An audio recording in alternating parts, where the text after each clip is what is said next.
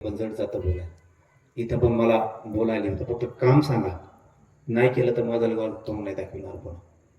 कारण आतापर्यंत मला जेवढे जेवढे राज्यातले सांगितले, मराठा आरक्षणाच्या आत्महत्याच्या पलीकडचे पण सामान्य लोकांनी त्यांचे साधे साधे विषय पण मला काय वाटत की मी सगळे पार पाडले नाहीत म्हणून पुरेचे पुरे पार पाडले.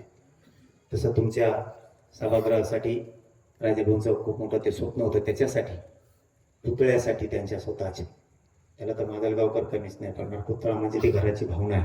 त्यांच्या लेकरांचं, त्यांचा बाप त्यांना त्या लेकरांना कधी बघायचा, ते स्वप्न आपण पूर्ण करू शकत नाहीत म्हणल्याच्या नंतर आपल्यात कोणची माणुसकी जागी.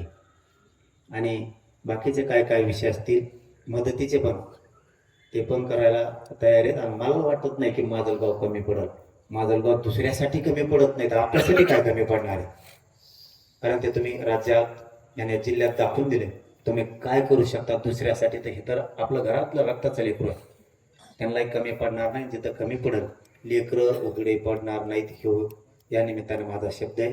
शिक्षणासाठी एखाद्या दिवस मी आता तुम्हाला 2 घंट्याच्या तात्याला निरोप देतो की कोणी घेतलेत म्हणून.